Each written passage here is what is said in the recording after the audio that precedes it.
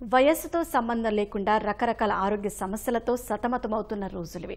అలాంటిది 100 ఏళ్లు పైబడిన ఓ బామ్మ చలాకీగా ఉండటమే కాకుండా వ్యవసాయం కూడా చేస్తూ అబ్బురపరుస్తోంది. ఆపై క్రియాశీల రాజకీయాల్లో కొనసాగుతూ యువతకు స్ఫూర్తిగా నిలుస్తోంది. తమిళనాడుకు చెందిన 103 ఏళ్ల చలాకీ బామ్మపై ప్రత్యేక కథనం. పాపమ్మ అలియాస్ రంగమ్మ 20వ శతాబ్దం తొలినాళ్లలో తమిళనాడులోని కోయంబత్తూరులో జన్మించింది. చిన్నతనంలోనే తల్లిదండ్రులను కోల్పోయిన ఆమె 2 సోదరులతో కలిసి బామ్మ దగ్గర పెరిగింది. దుకాణంలో పనిచేస్తూ రూపాయి కూడబెట్టి స్వగ్రామమైన తెక్కంపట్టిలో 10 ఎకరాలు కొనుగోలు చేసింది. 100 ఏళ్లు దాటినా ఇప్పటికీ వ్యవసాయం చేస్తోంది.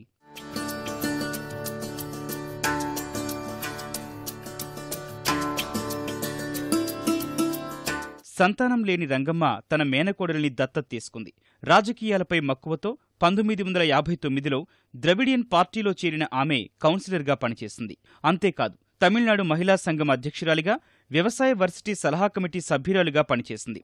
50 ఏళ్ల నుంచి అరిటాకులో భోజనం చేసే 103 ఏళ్ల వృద్ధురాలు మాంసం, బిర్యానీ అంటే తనకు చాలా ఇష్టమని చెబుతోంది. తమ గ్రామంలో పాఠశాల లేకపోయినా చదవడం, రాయడం నేర్చుకుంది. ఇసుకలో అక్షరాలు దిద్ది విద్యాభ్యాసం చేసినట్లు చెబుతోంది. ప్రతి ఒక్కరూ వ్యవసాయంపై ఆసక్తి కనబర్చాలంటున్న ఈ బామ్మ సేద్యం చెయ్యకుండా ఏ దేశం అభివృద్ధి చెందదని అభిప్రాయపడుతోంది. పని చేయటంలోనే ఆనందం ఉందంటున్న శతాధిక వృద్ధురాలు రంగమ్మ ఇన్నేళ్లు బతకడానికి కారణం అదే అని అంటోంది.